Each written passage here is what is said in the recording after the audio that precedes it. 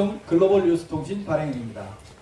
오는 3월 9일 제20대 대통령 선거에서 대한민국의 국군을 책임지는 대통령을 선출하는 매우 중요한 날입니다.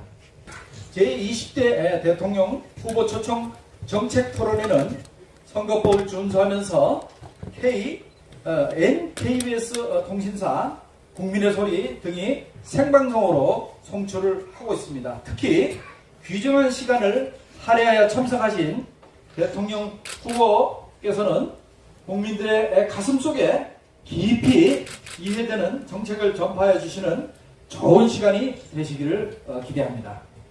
먼저 정책 발표하는 국가혁명당 허경영 후보를 소개하겠습니다.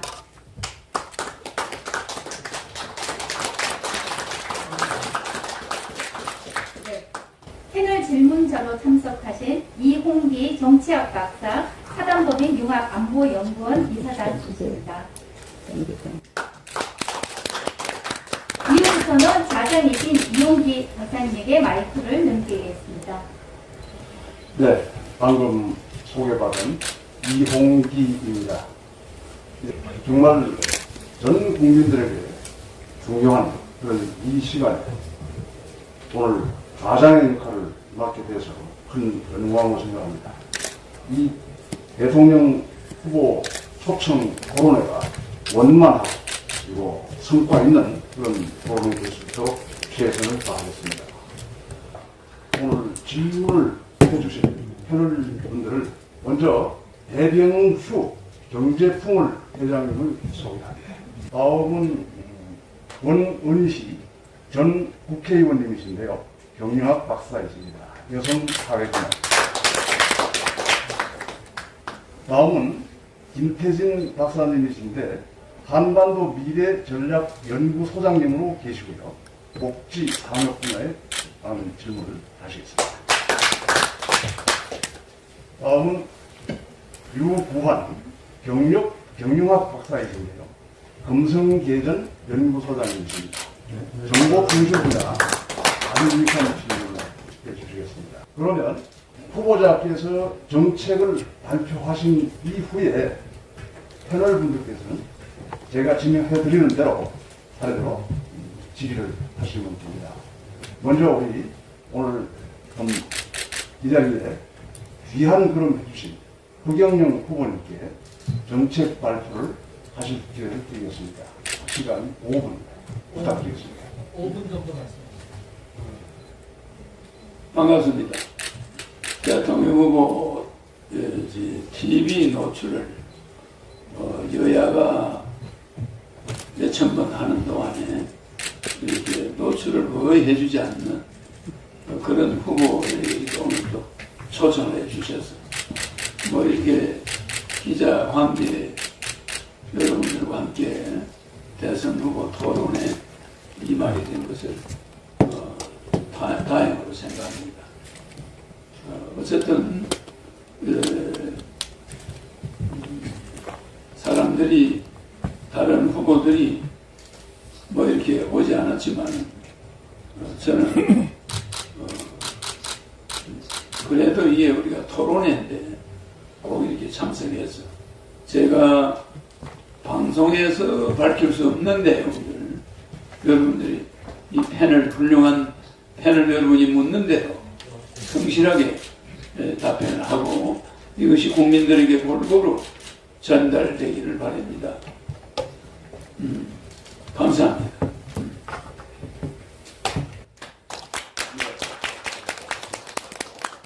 지금 허경영 후보님께서 지향하고 계신 그런 정책에 대한 설명을 들을 수 있는 그런 기회를 드렸는데 아마 질문 과정을 통해서 상세한 말씀을 하실 수 있을 것 같습니다. 이 어려운 점 이렇게 내주셔서 다시 한번 감사의 말씀을 드리겠습니다. 그럼 바로 토론회로 들어가겠습니다. 자, 그럼 과연 제가 먼저 안보 분야에 관한 질문을 조금 해드리겠습니다.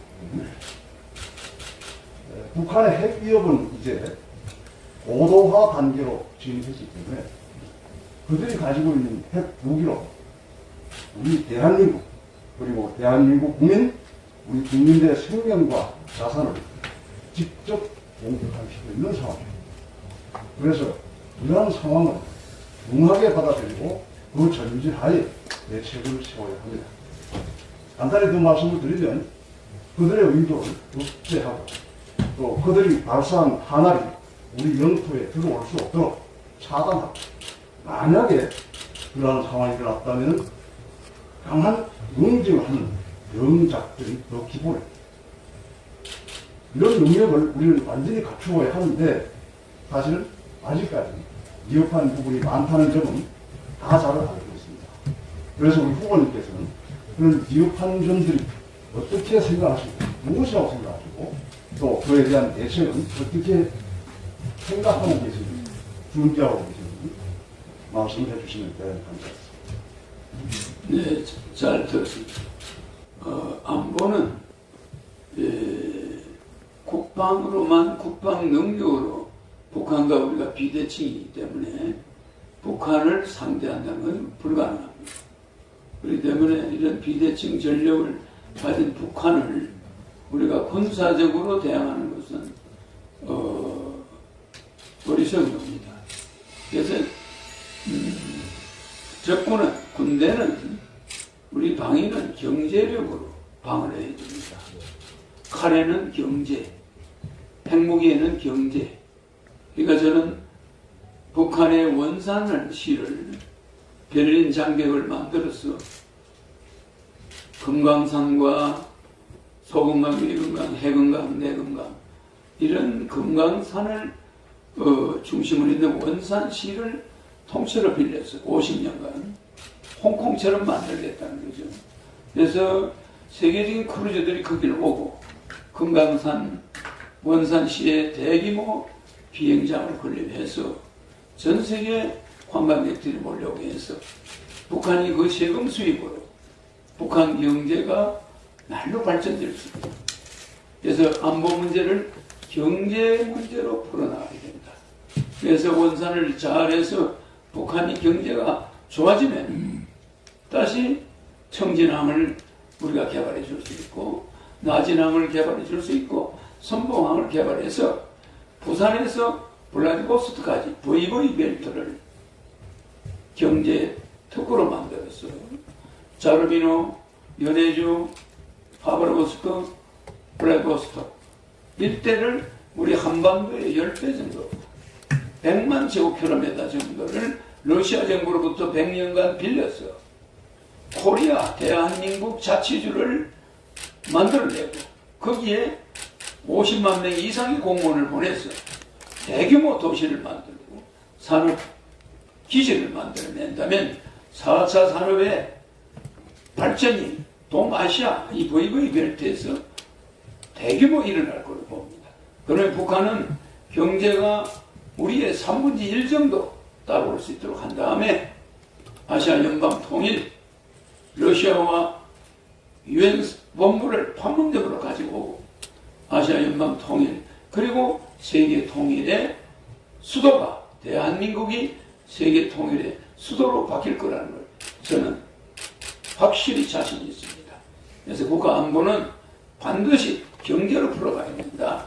김대중 선생의 햇볕 정책이 틀린 이야기가 아닙니다. 국민들은 거기에 대해서 말이 많았습니다만은 우리는 건국적으로 북한을 경제, 민간 교류로 나가야지. 정부 간 교류는 함부로 해서는 안 되고 어떠한 연방제나 이것도 남북 적화밖에 없는 겁니다. 그래서 우리는 북한과 정치적 협상을 이제 더 이상 하지 않고 문화교류, 경제교류, 경제지원 이걸로 북한 해안도시들을 개발해주고 세계적인 경제가 발전하는 그런 북한을 만들어 줌으로써 우리 남한 인력들의 사우디 진출이나 세계적인 건설 이런 프로젝트 어마어마한 노하우, 조선기술, 핵발전소 기술 이런 기술이 북한 각 도시에 적용돼서 북한이 경제적으로 발전할 때 한반도 안보는 평화는 유지된다고 봅니다. 네, 후보님 감사합니다. 아주 명쾌하고 그리고 또 독특한 경제적 안보, 경제 안보에 대한 개념을 내어주셨습니다. 감사합니다. 다음은 경제통을 회장님이신 배병후 회장님 질문해 주시면 감사하겠습니다. 국가혁명당 허경영 후보님께서 참 다양한 발상으로 획기적인 공약을 제시했다고 저는 보고 있습니다. 국가 경영을 위해서는 많은 검토를 하시고 자료를 건너하셨겠습니다만은 결혼, 출산, 임신, 육아 전 과정을 국가가 도와주겠다. 청소년들의 미래까지 도와주겠다. 엄청난 프로그램이 나와 있는데 실현 가능성이 있겠느냐 하면서 저는 개인적으로 조금 의문을 갖고 있습니다. 물론 그 재원 조달 방식이 크게 나와 있습니다. 예산 구조를 혁신하고 지출을 혁신하고 또 뭐 이런 말씀도 하셨어요. 나라에 돈이 없는 것이 아니고 도둑놈이 많은 것이다. 도둑놈 잡아서 재정을 끌어들이겠다 그런 말씀을 하셨는데 그것도 보면은 모든 것이 입법 사항이고 규제 개혁 사항입니다. 그래서 허경영 후보님 단독 의지로 가지고 해결할 수 있는 한문이 하나도 없습니다. 전부 입법이고 규제 개혁입니다. 특히 의회의 기반이 전무 없는 허경영 후보님께서 허공에 된 말씀 아니냐고. 입법할 수 있습니까? 규제 개혁을 할 수 있습니까? 그런 측면에서 실현 가능성이 대단히 의문시됐다. 물론 쭉 나와 있습니다. 대가 보니까 고뇌를 많이 하셨겠습니다 하고 봤습니다만 저는 경제기자만 한 30여 년 한 일간 안목 가지고 실현 가능성 면에서는 대단히 희박하다. 우선 의회의 기반이 전혀 없습니다. 그리고 뭐 국회의원을 지금 숫자 줄이겠다. 국민들이 다 좋아합니다. 국회의원 정원을 줄이겠다. 정원을 어떤 식으로 줄입니까? 입법사항입니다. 그것도 마찬가지 아니냐. 그래서 좋은 공약을 평가하시면서 좋습니다만은 실현 가능성이 있겠습니까? 라고 한 번 더 묻습니다. 네, 고맙습니다. 제가 말씀하는 것은 30년 전부터 일관된 공약을 주장했습니다. 국회의원이 없기 때문에 우리가 유엔 사무총장이 미국, 영국, 프랑스, 중국, 러시아의 패권주의자들은 유엔 사무총장을 할 수가 없는 걸 우리가 명심해야 됩니다. 지금 무슨 말이냐면은 여야가 대치된 상황에서 중도적, 실용주의적 중도적 인물이 나타나서 여야를 중개하고 대통령이 되어서 연립정부 형태의 강요들을 포진한다면 여야가 충분히 의회에서 저의 정책을 논의할 수 있다는 것. 틀림없습니다. 그런데 오히려 국민의힘의 윤석열 후보는 정권 교체라는 그런 말이 틀린 말입니다. 민주당 200명은 바뀌지 않습니다. 대통령만 청와대 들어가서 정권이 교체됩니까? 그 사람들이 내놓는 공약은 한 개도 국회를 통과할 수가 없습니다. 그러나 저는 대통령이 되면은 윤석열, 이재명, 또 안철수, 심상정 이 후보들이 이 대통령이 특별 대통령령으로 명예부통령으로 임명합니다. 그 명예부통령이 되고 그들이 받은 표가 30%면 30%의 정부 같은 연립정부를 구성하면서 지원을 줍니다. 그러니까 장관 임명권이 높아집니다. 그래서 저는 실질적으로 제가 받은 표만 행사합니다. 그러면 이재명 후보와 윤석열 후보의 부통령 이런 여러 부통령들이 협의해서 우리가 국민 배당금을 주자. 월 150만 원 예산을 줄이자. 얼마 줄입니까? 70% 줄이자. 내 대통령 월급 안 받겠다. 내 판공비 400억 내 돈 내놓겠다. 이렇게 내가 공약하지 않습니까? 그러니까 청와대에서 먹는 밥값 내가 내놓겠다. 청와대 관저 사용하는 비용 내가 내놓겠다. 이렇게 해서 모든 대통령 공직자들이 이 판공비를 완전히 줄여야 됩니다. 왜? 국민들은 지금 굶어 죽어가고 있는데 무슨 공무원들은 무슨 철밥통이 아니잖아요. 이러니까 판공비를 거의 줄이고 성인지 예산 32조 남녀 평등 위해서 32조가 필요합니까? 그런 거 다 없앱니다. 그래서 여성부도 없어지지만 또 하나 국방비가 50조인데 저출산 해결한다고 1년에 45조를 써요. 이런 예산이 전부 문제가 많습니다. 산모에게 1억 6천만씩 돌아가는 돈인데 산모한테는 돈 주지 않습니다. 누가 해놨습니까? 그래서 옛날에는 어린애 10명에 노인이 하나였는데 지금은 노인 10명에 어린애가 하나입니다. 앞으로 30년 후에 우리나라 대학의 입학생은 없습니다. 그러면 나라가 어떻게 됩니까? 여러분들은 지금 제정신이 아니에요. 여야 국회의원들 지금 제정신이 아닙니다. 만약에 연립정부를 했는데도 150만원 국민배당금을 통과 안 시켜준다. 그러면 국회의원들 전부 경제비상계엄을 선포해서 정신교육대 보냅니다. 전혀 그런 거 걱정하지 마세요. 오히려 유엔 사무총장이 어떤 사람이 기용되느냐? 전혀 힘이 없고 가장 약소국가. 그것이 중재적 역할을 한다 해서 우리 한반도에 있는 분도 한번 한국 사람도 한번 유엔 사무총장을 했죠. 우리가 무슨 파워가 있어서 했습니까? 이와 같이 아무 국회의 의석이 없는 허경영만이 혁명이 가능하다. 어떤 혁명이냐? 연립정부혁명의 중재자로서 관리자로서 충분히 할 수 있다. 그렇게 생각합니다. 그런 점 염려는 전혀 하지 않아도 됩니다. 만약에 그 예산을 통과해주지 않는다. 그럼 국민들이 1억 받는 것은 제가 대통령이 되면 2개월 안에 대통령 긴급재정 명령권으로 헌법 76조 1항, 2항, 3항으로 해결합니다.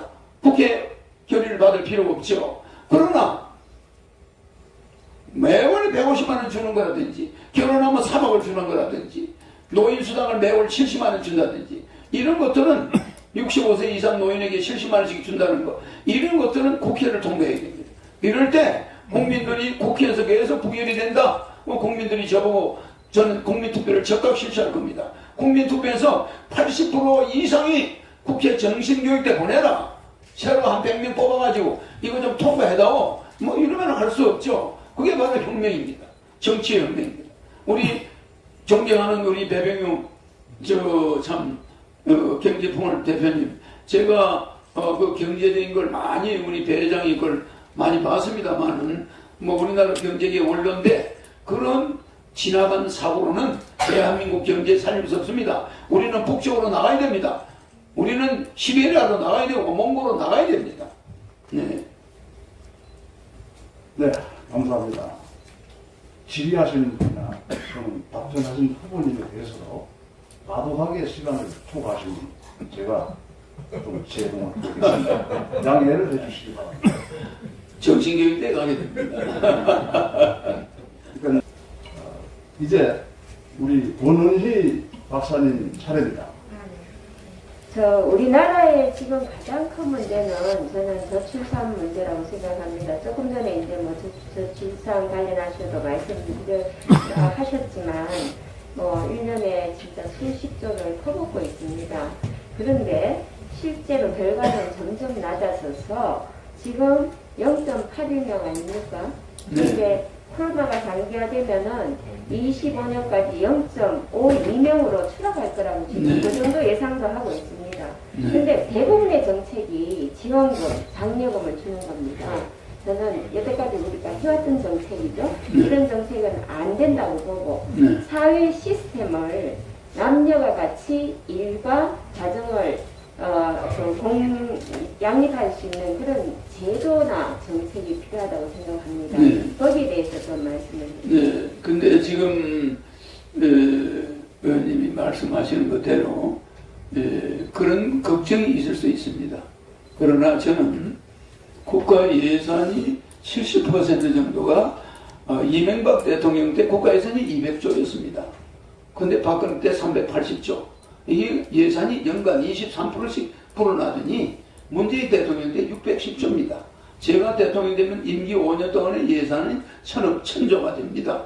1000조. 국가 예산을 1000조로 봤을 때 70%, 300조만 국가가 써도 이명박 대통령 때 국가 예산 200조가 거기서 40%가 복지 예산입니다.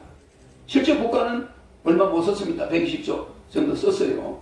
그러면 우리나라 살림이라는 게 150조면 뒤집어 씁니다. 거짓말 하는 게 아닙니다. 여러분들 생각과 제 생각이 다른 거예요. 여러분들 국회의원들 월급 다 받고, 그거 다 이것저것 해외여행 가고, 시의원들, 구의원들 해외여행비까지 주고, 여야 대통령 후보한테 500억씩 주고, 이런 나라는 세계에서 없습니다. 그 국회 예산 결산하는 분들은 뭐 하는 분들입니까? 제 말은 얼마든지 예산은 축소될 수가 있고 옛날에 이명박 대통령이 있을 때 기축 그때로 돌아갈 수가 있습니다. 그래서 우리 국민이 배고픈데 국가는 배 안 고프겠다? 그건 안 됩니다. 저는 대한민국 기축재정 시대로 들어갑니다. 그러면서 불필요한 건축은 지방 예산을 집행권을 중앙에서 다 가져옵니다. 지방세 없앱니다. 국세로 바꾸습니다. 전부 해서 저는 그것을 국가가 예산을 중앙에서 통과를 집행하기 때문에 지방에서 공사를 하나 하는 것도 국가에서 결제를 받아야 됩니다. 살림살이가 달라집니다. 예산 남아납니다. 네, 후보님. 제 질문은요. 예산을 써서 하는 거는 별로 실효성이 지금 없다. 근데 사회 제도를 가지고 네. 우리 지금 의원님이 말씀하는 대로 그런 사회 제도를 자꾸 바꾼다고 그러는데 그게 마침 출산에서 나타나요. 이거 연간 45조를 가지고 저출산을 맨날 시스템을 연구합니다. 그런데 인구는 점점 0.8, 0.7로 내려갑니다. 이 무슨 말씀이냐면은 연구하지 마세요. 절대 연구하지 마시고 산모한테 그냥 주세요. 1억 6천씩. 이게 우리 45조에서 이만큼 지원해 줄 테니 애 낳으세요. 결혼하는데 3억 주고 이렇게 하면은 국민들은 애를 낳습니다. 결혼합니다. 이건 적어도 이게 우리나라 이 지성인들이 보통 중병이 있는 게 아니에요. 고생을 좀 덜 해봐서 그래요. 정말 여러분들 피눈물 나는 생활비에 찌들리고 700만 명이 지금 파산 직전에 가 있고 많은 소상공인들이 영업시간 제한을 받고 어림에 처해 있습니다. 그리고 전부 마이너스 통장이에요. 대부분 2천만 명의 근로자가 월급을 받으면 그달부로 적자입니다. 그냥 하루 만에 다 나가는데 아버지 어머니 핸드폰, 장인 장모 핸드폰 요금, 뭐 아들 딸 핸드폰 요금, 부인 핸드폰 요금, 핸드폰 요금만도 돈이 적게 나가는 게 아닙니다. 뭐 여러 가지를 계산하다 보면은 월급 봉투가 그저 남아나질 않아요. 몇백만 원이. 이런 시점을 과연 국회의원들이 알고 있는지 모르겠어요. 제발 지원은 하고 싶어 하는 게 아닙니다. 국가 예산 줄여서 국가가 쓰나 국민이 쓰나 인플레 안 생깁니다. 절대 다르지 않습니다. 지금 만약에 우리나라 내가 왜 의원님들을 자꾸 정신교육대를 이야기하냐면은 아직까지도 자기 자신들이 무슨 재벌 아들로 생각하고 있어요. 여러분은 재벌 아들이 아닙니다. 국가의 녹을 먹는 자들이 그 혈세 나 세비 반납하겠어. 나 재산이 이 정도 되니까 나 세비 안 받겠어. 나는 그런 사람 아직 한 번 본 적이 없습니다. 정말 내가 의원이면은 나 재산이 뭐 한 100억 되니까 나는 세비 안 받아도 돼. 나는 국민을 위해서 이 세비를 반납하겠어. 난 특혜도 반납하겠어. 이런 의원을 내가 본 적이 없습니다. 대한민국 앞으로 이대로 두면은 국회의원 때문에 망할 날이 옵니다. 자,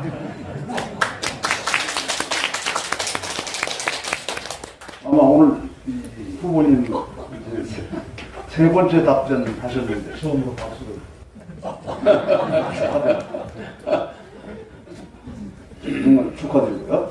또 이 시간 사용하시는 것도 아주 기승전결이 명확하면서 잘 쓰고 계셔서 좋습니다. 다음 네 번째 질의를 해드리겠습니다. 김태진 박사님이신데요. 에너지 그리고 재난안전 최근 아주 중요하게 이슈가 되고 있는 이런 문제입니다. 말씀해 주십시오. 만나서 반갑습니다.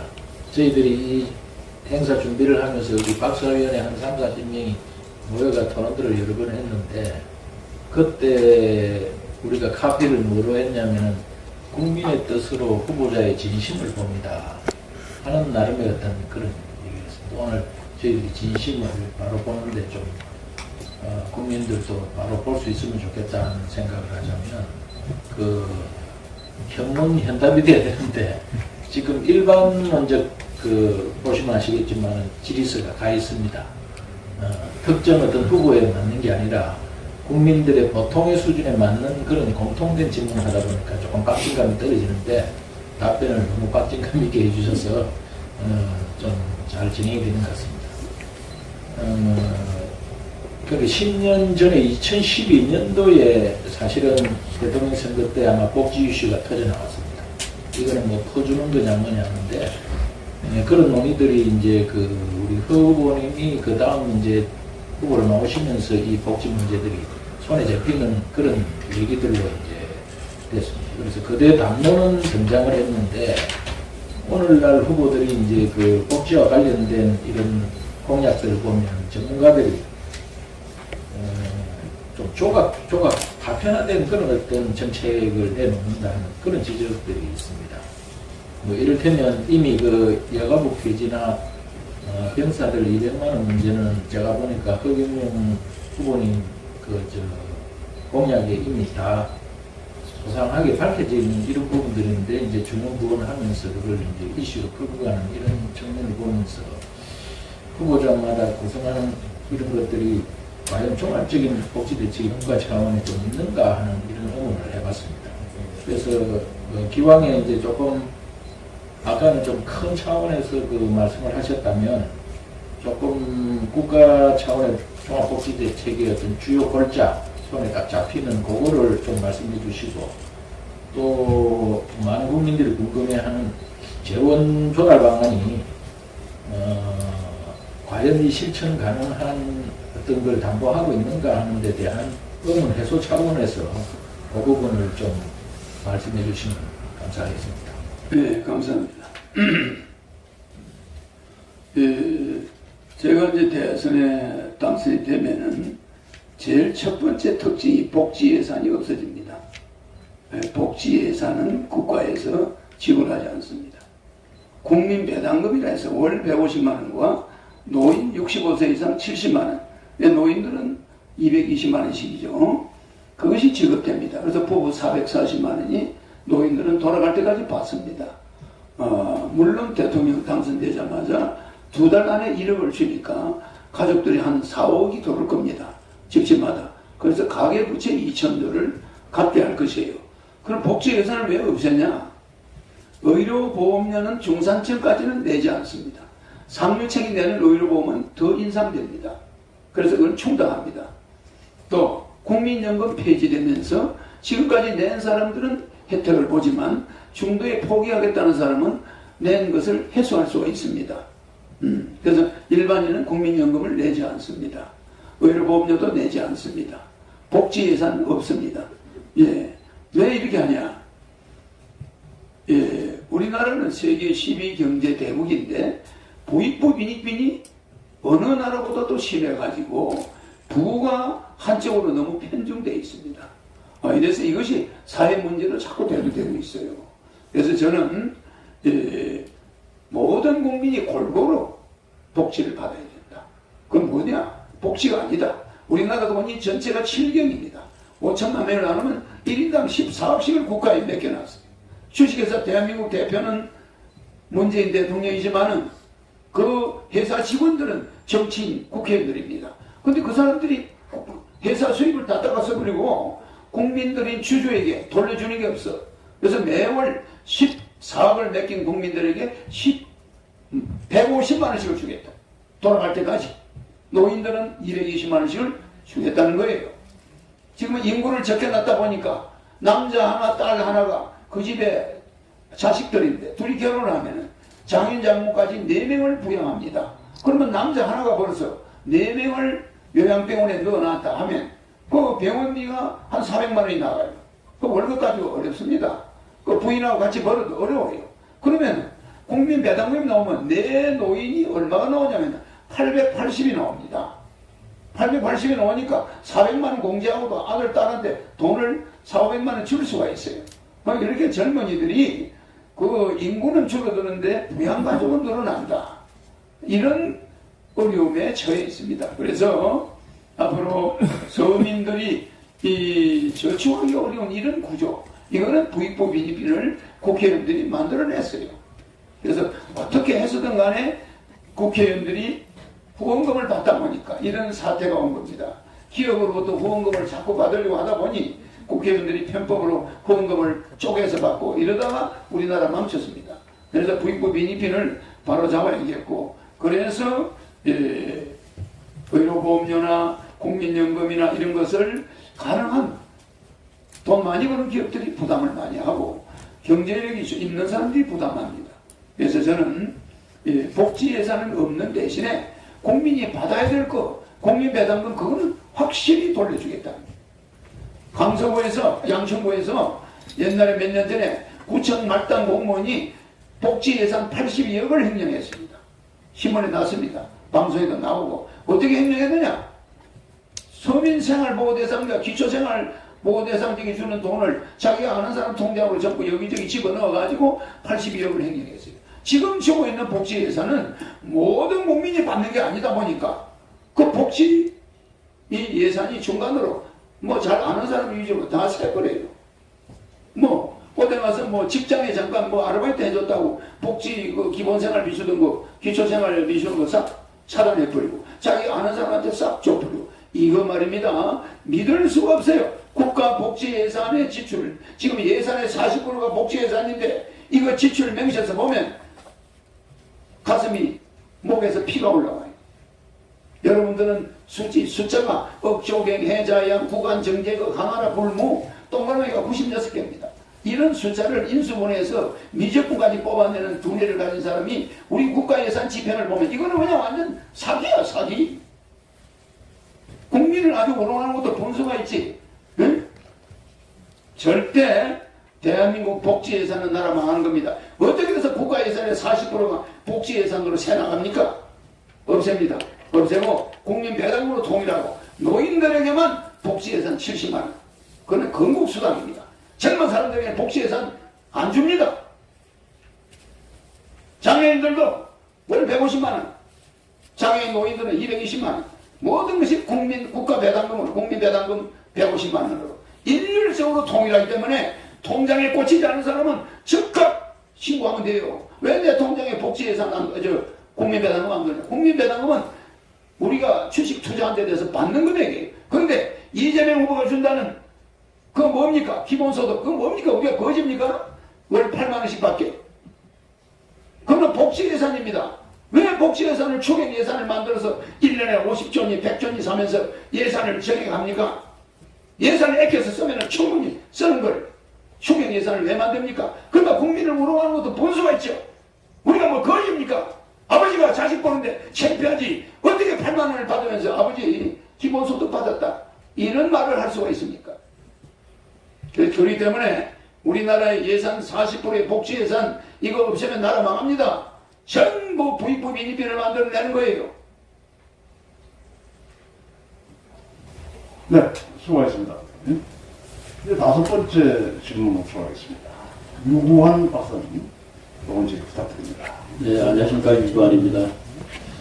저희들이 지금 현재 4차 산업혁명 시대 적어도 시점에 아날로그 시대에서 디지털 시대로 지금 전환이 많이 되고 있지 않습니까? 그리고 모든 집안의 휴대폰도 사용하고 있고요.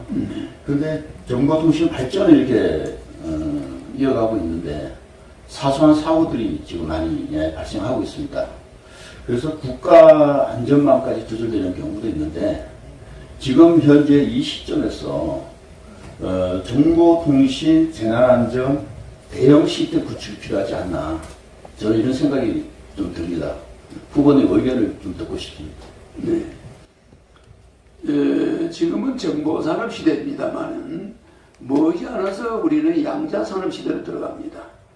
양자산업 시대가 되면은 이 정보통신 정보산업은 어느 나라나 공유하게 됩니다. 뭐 시스템을 지킬 필요도 없고 뭐 전 세계가 공유 쪽으로 들어갑니다. 지금까지는 뭘 개발한답시고 자기 거다 너거 거다 하고 특허권을 싸우지만 양자산업 시대로 들어가면은 이런 거는 하나의 해피엔딩이 불과해요. 그래서 앞으로 양자산업 시대를 열기 위해서 4차 산업단지를 러시아에 만들겠다는 거예요. 저는 하버버스크 연해주에 4차 산업단지를 만들고 양자산업단지를 만듭니다. 여러분들이 생각해가지고는 내가 대통령 되면은 5년 안에 10만 불을 달성합니다. 세계 경제 1위 국가를 만듭니다. 여러분들 말이죠. 15년 동안 뭐 했습니까? 3만 불? 여러분들이 제일 많이 간 데는 커피숍, 식당, 국회의원들이 제일 많이 간 데가 어디입니까?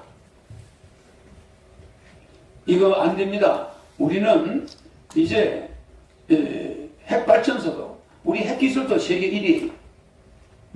우리 정보산업도 세계적인 수준입니다. 그러나 이제 이 정보산업은 양자산업의 앞에 맥을 못 쓰게 돼요.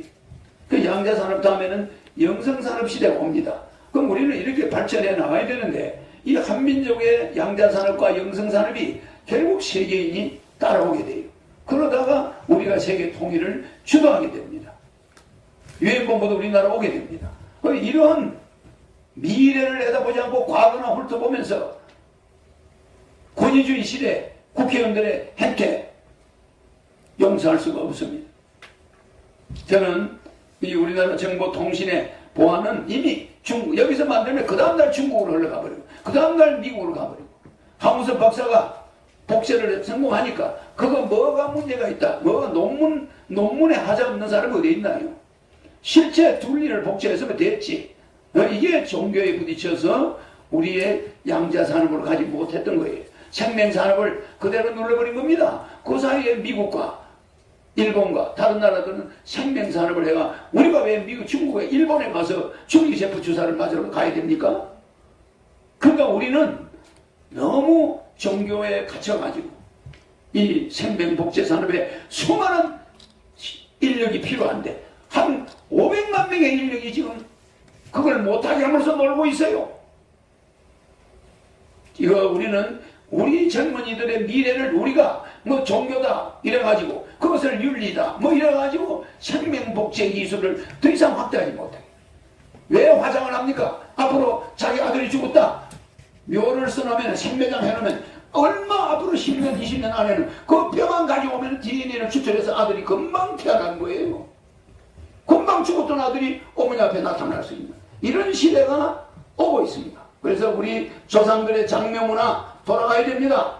6월만 있으면 1억 년 된 맘모스 빼가지고도 지금 맘모스를 DNA를 가지고 해보려는데 너무 오래돼서 그렇죠. 그러나 우리는 조상들의 뼈를 생매장을 해야 됩니다. 환경 파괴하지 말고 그걸 태울 때 얼마나 많은 매연이 나옵니까? 그러면 그 유골을 나중에 우리가 뽑아서 DNA를 가지고 추출하면 자기 죽은 딸도 살려낼 수 있고 자기 죽은 아들도 바로 태어나는 겁니다. 돌아가신 어머니가 보고 싶다. 가서 유골 파가지고 DNA 가지고 합성해버리면 엄마가 태어나요. 이런 좋은 시대가 앞으로 온다는 거 양자 산업 시대가 옵니다. 이런 시대를 우리가 주도해 나가야지 무슨 한다는 짓들이 정말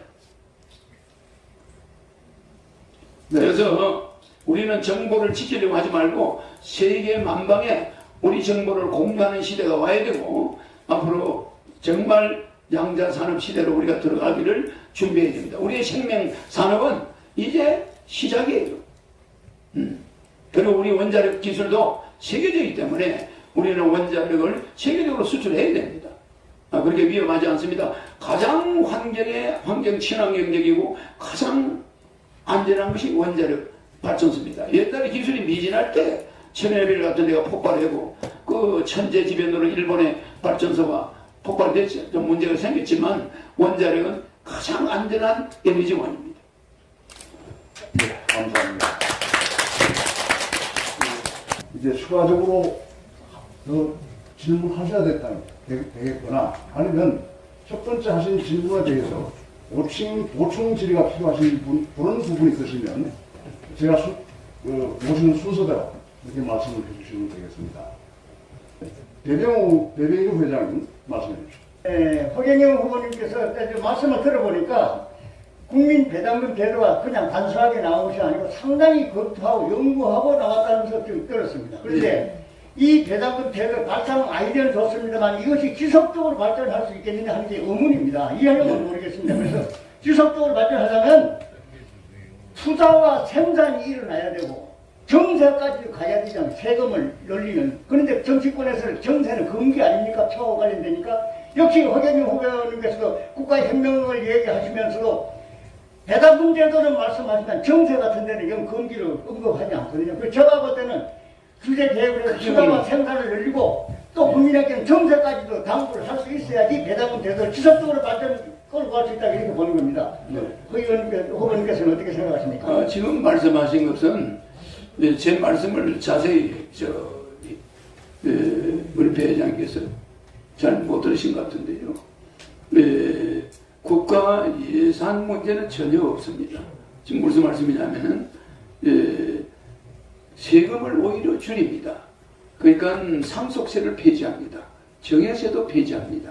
정권거래세도 1억 원 미만은 폐지합니다. 왜 지금 이러냐면, 그리고 우리나라 상속세 때문에 우리나라 대기업들이 외국으로 자꾸 넘어가고 있습니다. 그래서 상속세 1년에 다 해봐야 3조 원 미만입니다. 이런 거 폐지합니다. 국가가 피해보는 게 너무 많아요. 그래서 저는 가장 좌파적이면서 가장 우파적인 사람이에요. 그러니까 저보다 극우 세력은 없고 저보다 극자 세력은 존재하지 않습니다. 노인들에게 나라를 이만큼 만들어 놨으니까 65세 이상 노인들이 6.25 사변 이후에 우리나라를 이렇게 세웠으니까 70만 원씩 건국수당을 돌아가실 때까지 주겠다. 이런 사람은 저밖에 없습니다. 그러니까 그거 하나가 복지예산에 들어있습니다. 그 외에는 복지예산 없습니다. 그리고 하나 제가 말씀하시는데, 제가 정신교육대 국회의원들 300명을 보내고 나면은 100명을 뽑아요. 뽑아서 아니 그거 법으로 통과 못하겠습니까? 네, 단 세금을 늘리지 않습니다. 특히 없애는 세금 중에 부동산 양도세 폐지합니다. 예, 중산층까지는 가정주부가 빼빠지게 세금 내고 모아놓은 돈 가지고 집을 샀는데 그게 투자 행위를 하지 않고 거기서 돈을 벌지 않는 부동산에 세금을 매기니까 부동산 양도세 폐지, 부동산 보유세 폐지, 그렇습니다. 그래서 국민들이 오히려 쓸데없이 자동차 보유세도 폐지됩니다. 기름 넣을 때 세금을 많이 내는데 뭐 때문에 또 보유세를 매깁니까? 그래서 우리는 이렇게 가만 앉아 있는데 세금을 내는 가정주부, 이건 용납할 수 없습니다. 아니 가부가 남편도 없는데 생활할 능력도 없는 사람한테 아니 집 가졌으니까 세금 내라, 주택세 내라, 재산세 내라, 이건 말입니다. 장사하는 사람, 법이 있는 이렇게 사업자가 있는 사람한테 세금을 걷어야지. 멀쩡한 가정주부들한테 세금을 생활비도 없는 사람들한테 걷어들이는 건 우리가 그런 세금을 오히려 줄어들어요. 그러니까 우리 대장님이 걱정하시는 거는 제 공약을 또 한번 자세히 보시면 이해하실 겁니다. 우리 존경하는 배회장님은 우리 세계적으로 알려진 분이시고 또 이렇게 참 날카로우신 분이시고 항상 우리 국민들이 깨닫게 해주셔서 저는 경제풍을 잡지도 오래 본 사람입니다. 예, 그래서 평소에 존경하기 때문에 배회장님 말씀에 무슨 이의를 제기하는 게 아닙니다. 예산을 걱정할 일이 없습니다. 아껴 써서 어쨌든 노인들에게 우리가 효도 좀 하고 살아보자. 국민배당금 받아가지고 어머니 아버지 요양병원에 넣어놓고 몇 달씩 요양병원비 못 주는 사람들 우리가 부모한테 좀 효도 좀 할 수 있게 해보자. 이런 것이 제 공약의 핵심입니다. 네, 감사합니다. 아까 고런희 박사님, 네. 제가 아직 중간에 보충 지도하고 하셨는데 아마 좀 더 여쭤보시는 네. 말씀이 계신 것 같아요. 우리 후보님 얘기 들어보니까 아주 독특한 발상, 아이디어, 이런 게 많아서 여기도 재미있는 답이 나올 것 같은데요. 어쨌든 지속적으로 배당금을 주고 뭘 하더라도 국가가 국민에게 돈을 주려면 돈을 벌어야 됩니다. 그래서 지금 우리는 우리나라의 주요 수출로 돈을 벌고 있습니다. 전자, 기계, 사업이죠. 근데 이게 30년 이상 이걸로 먹고 살았어요. 그러면 앞으로 이제 10년 뒤에 저는 지도자는 미래를 준비해야 되는 사람이라고 생각합니다. 그럼 앞으로 10년 뒤에 우리는 뭐를 먹고 살아야 되고 그거를 하기 위해서는 인재를 어떻게 키워야 되는가, 여기에 대해서 우리 후보님의 생각을 주셨어요. 우리 의원님 말씀이 지당한 말씀입니다. 네, 저는 30년 전에 저출산을 막기 위해서 결혼하면 1억 주겠다고 했다가 엄청나게 사기꾼이라는 소리를 들었어요. 30년 동안 들었습니다. 왜? 앞으로 1958년 개띠가 베이비붐 세대인데 이 78년 20년마다 베이비붐이 와야 되는데 78년 베이비붐이 없었어요. 98년 베이비붐이 없었어요. 2018년 베이비붐이 없었어요. 그러니까 초등학교가 3,600개가 없어지고 어린애 10명에 노인 1명 있던 나라가 어린애 1명에 노인 10명의 나라로 바뀌었습니다. 이래도 정신을 못 차리고 저출산 정책을 펴지 않았어요. 우리나라가. 그러면서 예비군 훈련 가면은 정관수술을 해가지고 애를 못 낳게 했어요. 이게 엄청나게 정관수술 받는 남자들이 많았습니다. 미래를 내다보지 못하는 거예요. 내가 그걸 반대했죠. 나는 이미 30년 전에 우리나라가 2020년쯤 되면 세계적인 저출산 1위가 될 거다 했는데 정확히 했어요. 그리고 또 하나, 저는 지금 세금을 2년 동안에, 이 코로나 전국에 2년 동안에 74억 8,200만 원을 종합소득세 법인세를 냈습니다. 예, 제가 세금을 그렇게 많이 내는 사람이, 그건 어떤 재벌 수준이 세금을 냅니다. 코로나가 아니었으면 한 500억 냈을 거예요. 예, 종합소득세 한 500억 냈을 겁니다. 저는 돈 버는 기술이 많은 사람이고, 대한민국이 3반불로 15년 동안 일해 있는 거, 지금 여러분은 잠자고 있는 사람들이에요. 눈 뜨고 있는 게 아니고 눈 감고 있습니다. 대한민국 국회의원들 정신 차리셔야 됩니다. 내가 뭐 이런 말 하니까 나는 조폭이 아닙니다. 가만히 있지 않습니다, 저는. 대한민국 국회의원들 말입니다. 우리 경제 3반불 시대 지금까지 그대로 15년 동안 끌고 가고 있어요. 저는요, 대통령이 되면 5년 안에 10만 불 세계 1위 경제 대국으로 만들 자신이 있어요. 양자산업 이야기했죠? 그 다음에 영성산업 이야기했죠? 여러분은 지금 생명산업을 불길 걸어가지고 하문석 교수가 다른 나라 가서 돈 벌어주고 있어요. 여러분들 뭐하는 사람들입니까? 종교 내세워서 많은 청년들을 실업자 만들어 놓고 생명산업 못하게 하고 윤리를 앞세워가지고 그냥 우리나라 절단 냈습니다. 한두 가지가 아닙니다. 돈 벌 수 있는 거요? 지금 삼성이 삼성바이오 산업을 시작했죠. 머지않아 생명산업이 일어나면서 양자산업이 붐을 탑니다. 그걸 내가 주도하겠다는 거예요. 양자산업을.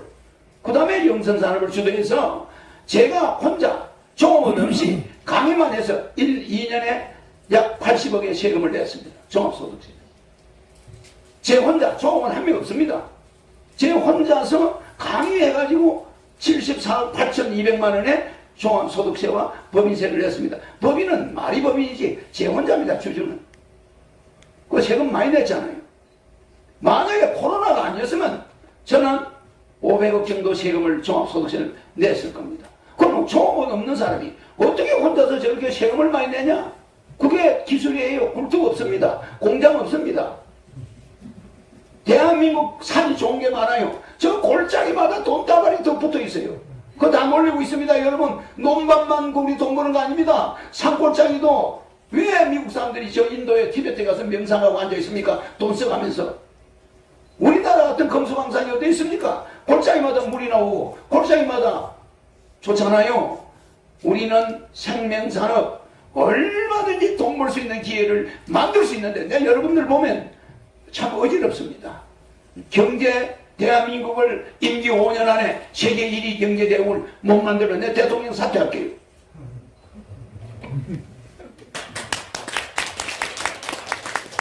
수고하셨습니다. 그 후보님께서 아까 1세션 할 때에 비해서 두 번째 세션에 들어오시니까 이 음성이 굉장히 부드러우시셨어요. 네. 그래가지고 처음에는 아주 강하게 훈련을 받는 기분이었는데 지금은 이제 이 후보님 공약을 차분히 이해할 수 있는 네. 그런 상황이 된 것 같습니다. 제가 위트가 많습니다. 아마 제 따라오는 코미디도 없을 겁니다. 네, 저는 최근에 그 물류창고라든가 형태 화재, 아파트 붕괴 등 이런 그 사고가 많이 일어나지 않습니까? 네. 그런데 이제 국가 재난에 대한 범정부적인 안전망 확충이라든가 체계적인 관리 구축이 필요하지 않나 싶습니다. 네. 그런 대안이 계신 건지 듣고 싶습니다. 지금 39층짜리 아파트가 그냥 25층으로 무너져 내렸습니다. 39% 나가던 사람들이 25%로 내려가고 내가 아마 프로테이가 올라갈 가능성이 있다는 뜻이겠죠. 하나의 뭐 예시를 해주는 겁니다. 우리나라 정치가 이렇습니다. 말은 39층까지 39% 지지를 받는 자들이 있는데 이 사람들 25%로 무너져야 돼요.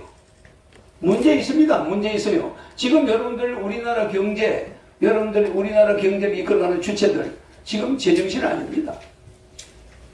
나라에 돈이 없는 게 아니라 도둑놈들만 덕실거려요. 거짓말 아닙니다. 내가 30년 전에 한 말입니다. 그리고 우리나라 인구 절벽된다. 빨리 출산 정책 세워야 된다. 결혼하면 1억 주자. 애 낳으면 3천만 원 주자. 그게 30년 전에 제 공약입니다.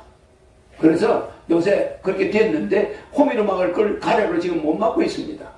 그래서 여러분들은 지금 우리 국가가 정신 차리고 있는 허경영 대통령 한 사람이면 우리나라 살립니다. 더도 필요 없습니다. 더도들도 필요 없습니다. 여러분들 눈을 쳐다보면 전부 혼이 나가 있어요.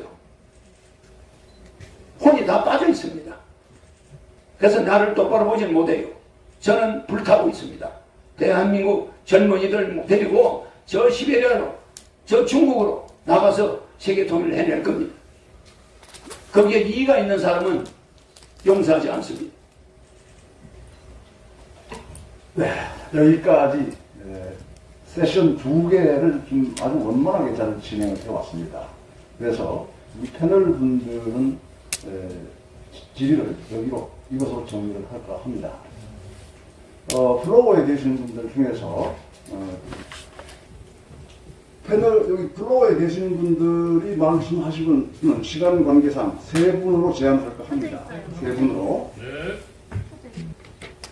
예, 저는 그 국정원의 출입기자를 오래 하고 그 북한을 20여 차례 다녀와서 북한의 UN 산하기구의 WFP의 식량 대본 감독관으로 북한에 가서 일도 했습니다. 그리고 저는 그 경실련이라는 시민운동의 창립자 중에 한 사람입니다. 그래서 지금 우리 사회의 병폐에 대한 근본적인 치유가 되지 않고는 지금 가장 초점을 맞춰드리고 싶은 것은 그 우리가 그 2022년도에 예산이 600조가 넘지 않습니까? 그거를 지금 대통령 당선되면은 대통령뿐이 할 수 없는 내용입니다. 긴급 재정명령권에 의해서 예산 600조 넘는 예산권을 동결하고서 아까 말씀드린 복지나 국방이나 이런 거를 우선순위도 갖고 3분의 1 정도면 집행이 가능합니다. 긴급 재정명령권에 의해서 그건 대통령만의 권한이 있는 거죠. 알고 있습니다. 예, 그래서 그 부분을 법 76조이라는. 예, 그러니까 그 부분을 좀 더 폭넓게 확인해서 국민들한테 공감대를 이루어주게 하고 지금 현재의 부동산의 가장 근본적인 치유의 목표 기득권자의 상위 내지 독점입니다. 그 내용이 뭐냐면 수도권의 Y시의 시장 같은 사람은 자기 부인을 통해서 아파트 30채를 갖고 있습니다. 그리고 예치시 해서 그런 적이 전부 다 인허가권을 갖고 있는 그 시장 군수들이 전부 다 지금 독점적인 향이라서 부동산이든 개혁이 안 되고 있습니다. 그러니까 그런 저기를 혁명적인 결단을 갖지 않고는 국가 개혁을 못합니다. 실행이 따로이죠. 선생님 말씀은 제가 잘 들었습니다. 그 무슨 무엇 때문에 말씀하시는지도 제가 이해를 합니다. 우리가 한문이 3가지 뜻이 있습니다. 한문의 3대 요소, 모양과 뜻과 소리죠. 그와 같이 우리 선생님이 하시는 말씀에 그 뜻을 또 소리에 또 그 모양을 이해합니다. 제가 그래서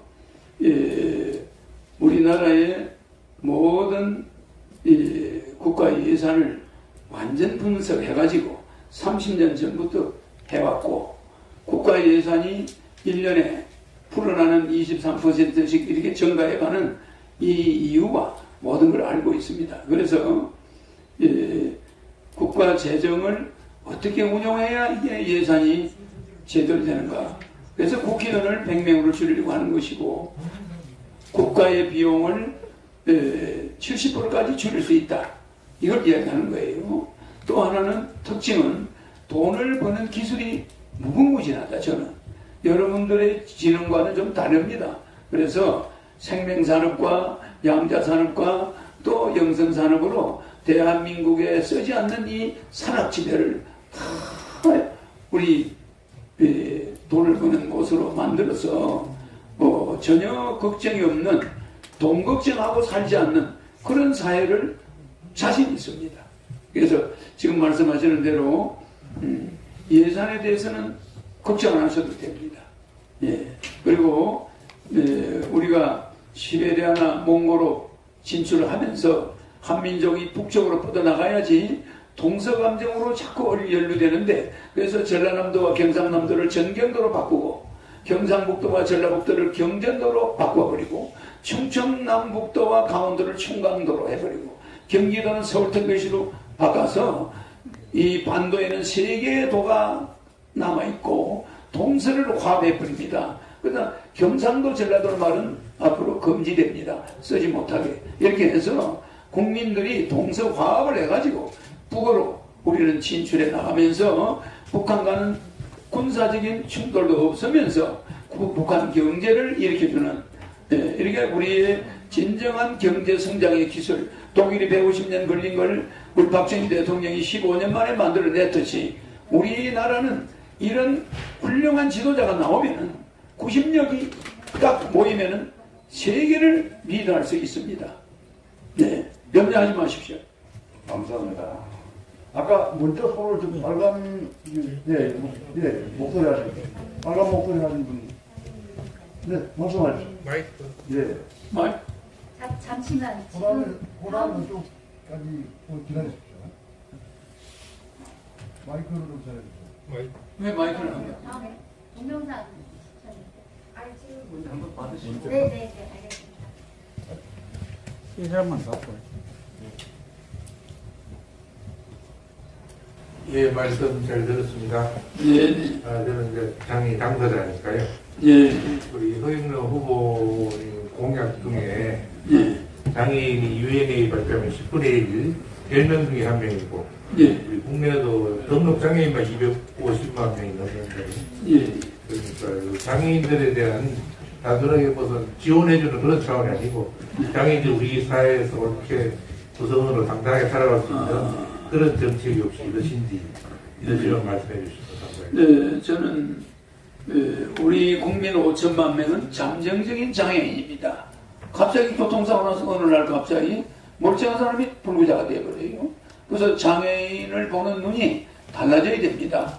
그래서 우리 5천만 잠정적인 장애인들, 이분들도 자기가 언제 장애인이 될지 모르기 때문에 장애인에 대해서는 특별한 우리가 돈도 돈이지만 국민배당금을 주고 노인이 되면 220씩 주고 부부 440이 나오니까 장애인들 생활은 지장 없지만 장애인의 보행권이나 또 시설물, 장애인들을 위한 안전보행권, 장애인들이 구조를 요청할 때는 누구나 옆에서 장애인들을 적시 케어할 수 있도록 이런 국민교육이 절실히 필요하고, 또 장애인들의 피난처, 우리 어떤 위험이 발생했을 때는 장애인을 먼저 보호하는 교육이 필요합니다. 근데 우리 젊은 학생들에게 이런 교육이 아직 잘 돼 있지 않아요. 제가 되면은 아주 선진국 장애복지 전체가 이루어질 겁니다. 그렇게 알고 계시면 될 겁니다. 고맙습니다. 자, 그럼 감사합니다.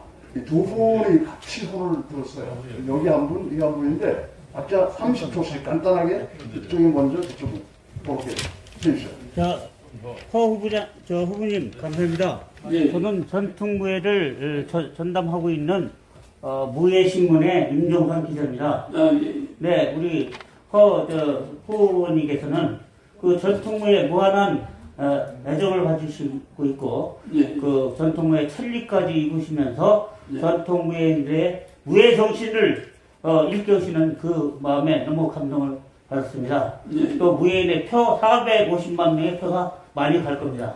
네. 그래서 첫째, 우리 450만 명의 무예인들이 여명인데 지금 서울이나 경기도 지역에 무예회관 하나도 없어요. 네. 무예인의 무예정신이 살아야 국가가 사는 입장에서 없는데 앞으로 그런 면에서 정책을 어떻게 하실 건가? 네. 한마디 네. 부탁드리겠습니다. 잘 들었습니다. 잘 들었습니다. 네, 한 분, 무예 네, 우리는 어떻게 보면 화랑도에서부터 우리는 참 무예를 우리가 조선시대는 무관을 너무 무시하고 문관 위주의 정치를 하다가 뭐 이런 대한민국 우리나라가 바뀌었지만 그 무예인들에 대해서 우리 앞으로 공부하는 학생들이 이 중고등학교 한 과목만 시험을 보게 해서 이제는 대학 들어갈 때 수능 시험이 없어지니까 굉장히 달라집니다. 그래서 오히려 대학에 들어가는 조건으로 단점이 있는 게 가장 유리합니다. 즉 태권도 1단, 합기도 1단, 뭐 유도가 1단이라든지 이렇게 스포츠에서 단점을 소지한 자는 서울대학 들어가는데 최우선입니다. 이래서 모든 학부모들이 애들의 과외에서 이제 좀 벗어나서 애들을 각 무술 도장으로 보내야 됩니다. 이러다 보면은 무예하는 분들이 지금 생활이 어려워요. 그러나 사무실 임대해가지고 도장 만들어 놓으면은 수많은 대학생, 고등학생들이 단점을 따로 들어갈 겁니다.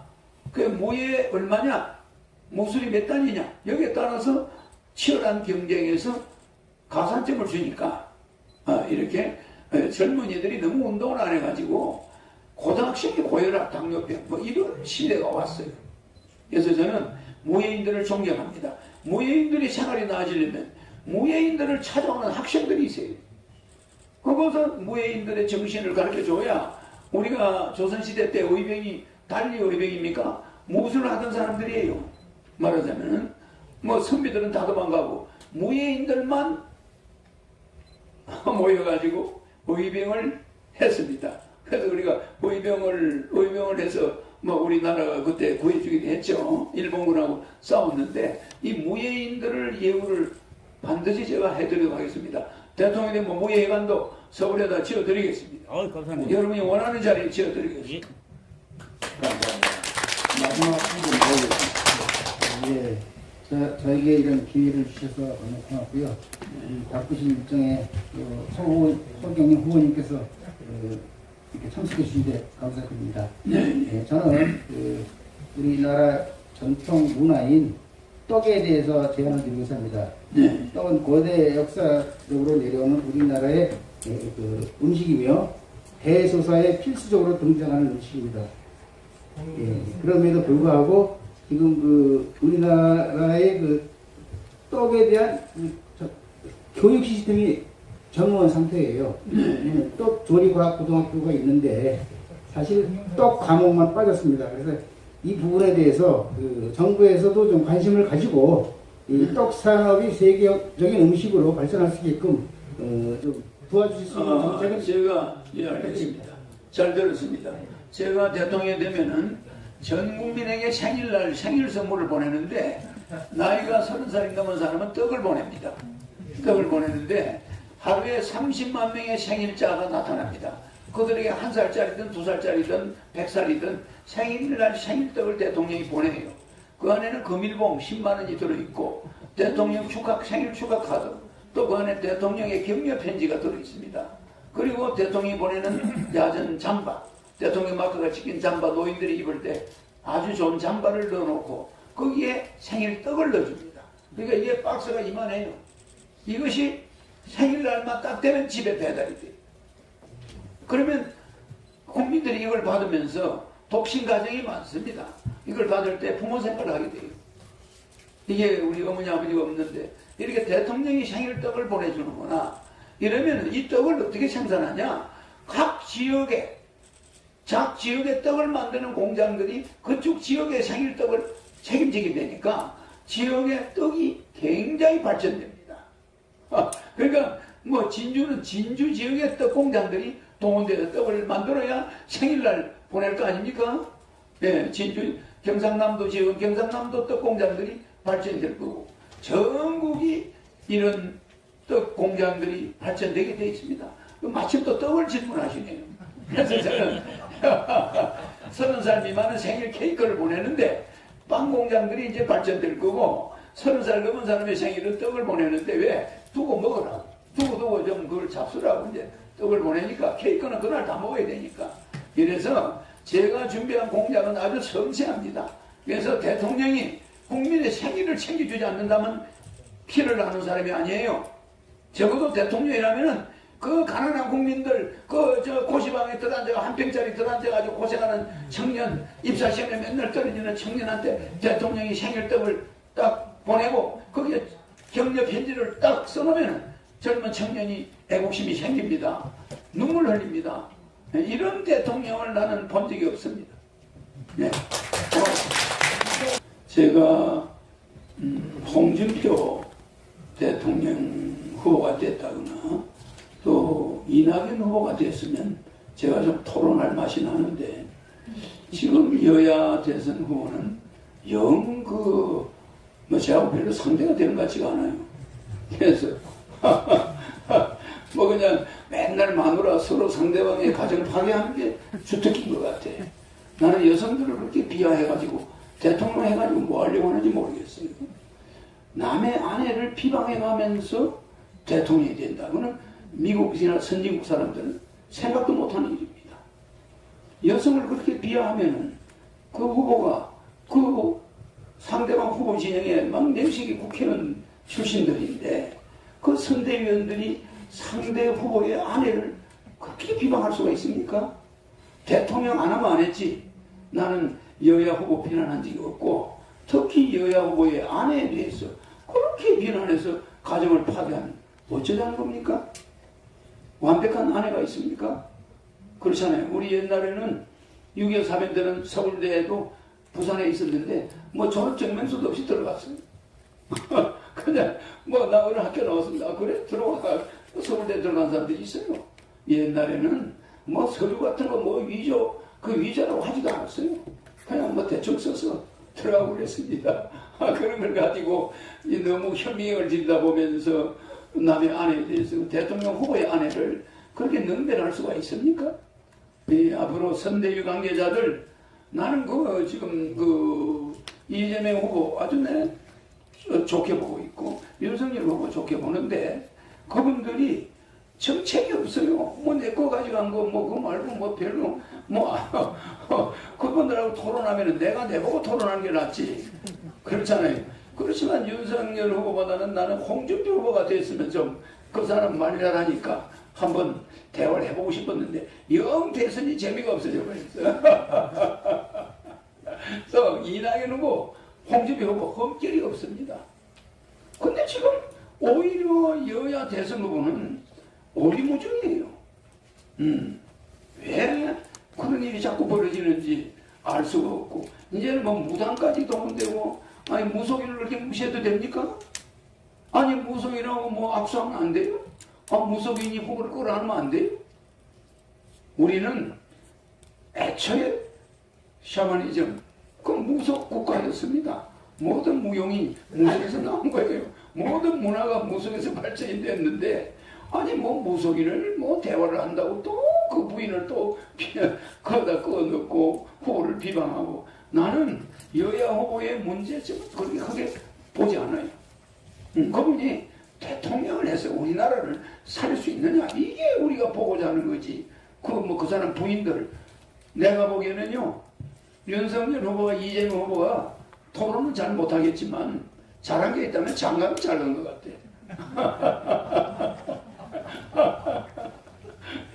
왜 맞아 우리가 웃자고 하는 말이지만 하여튼 두 후보가 나와 마주치지 않은 게 나는 다행으로 생각합니다. 왜? 뭐 내 공약 가지고 설치는 사람들한테 뭐 그거 대화해봐야 뭐 할 게 있겠습니까? 그래서 이번 대선은 그야말로 한심한 선거다. 정말 대한민국 대통령 선거에 여야 후보가 이렇게 오리무중하고 안개 덮여있는 시절은 없었다. 정말 윤석열 후보가 공약을 남발하고 있지만 국회 대통령 되면 청와대에서 200명의 정권을 잡고 있는 민주당 국회의원들이 그거 들어줄까요? 헛공약입니다. 헛공약. 아무 말도 되지도 않는 이야기를 떠들어봐야 국회에서 하나도 통과가 안 돼요. 그러나 내같이 국회의원이 없는 사람은 중재적 자리에서 연립정부를 구성하면서 중재자를 하겠다. 한마디로 말해서 사회자 역할을 하겠다는 거예요. 그래서 싸우지 않고 여야 후보를 아주 부드럽게 돈 걱정 없는 세상, 부모에게 효도하는 세상, 행복한 세상, 웃으면 서로 마주보고 웃을 수 있는 그런 세상, 서로 비방하지 않는 세상을 만들어 드리겠습니다. 감사합니다. 네, 이어서 인도 토론은 여기까지 마치겠습니다. 마지막으로 함께하신 국가혁명당 허경영 후보께 감사하다는 말씀을 드립니다. 박수 한번 드리죠.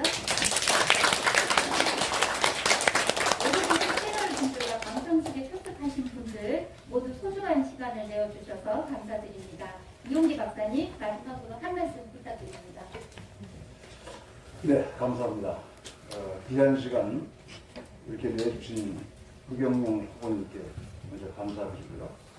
오늘 원만하고 또 의미 있는 그런 토론이 될 수 있도록 귀중한 질문을 해주신 패널 분들께 진심으로 감사드립니다. 플로우에 계신 분들까지도 결정적으로 질문해 주셨고 그 외에 함께 해주신 분들도 많은 관심을 보여주셔서 정말 감사드리는데요.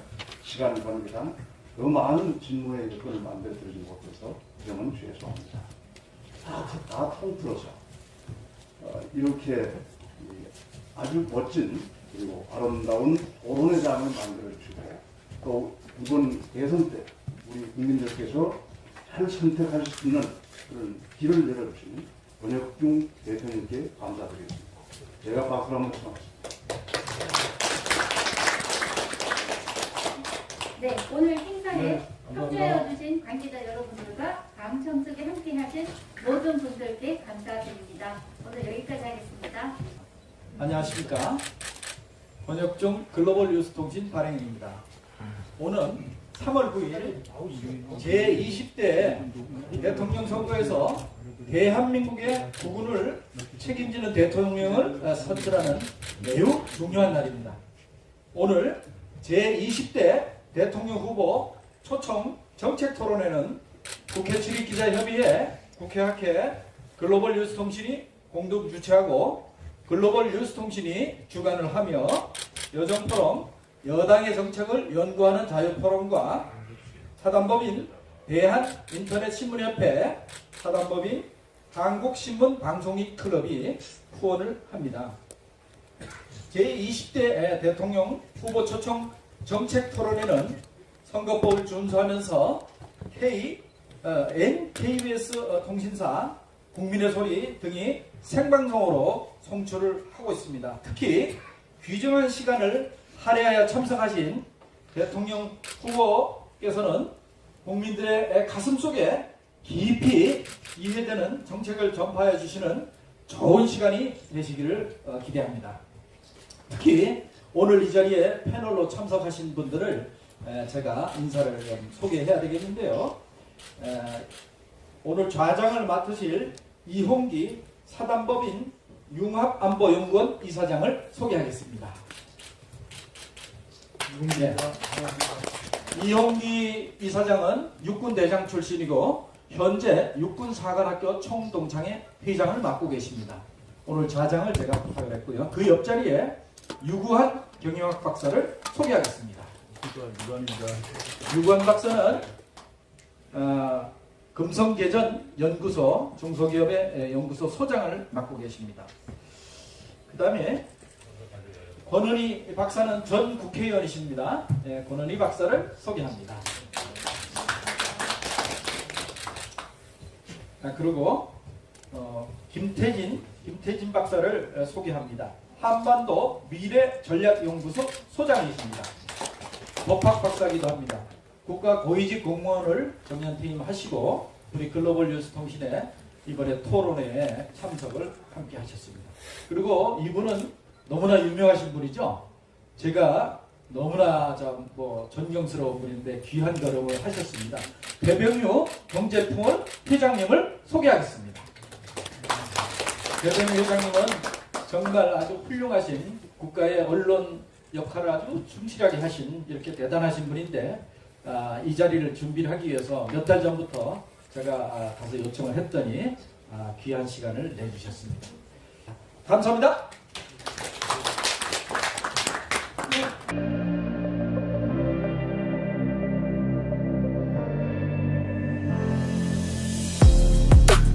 1억 주면 그냥 받아요. 써먹어.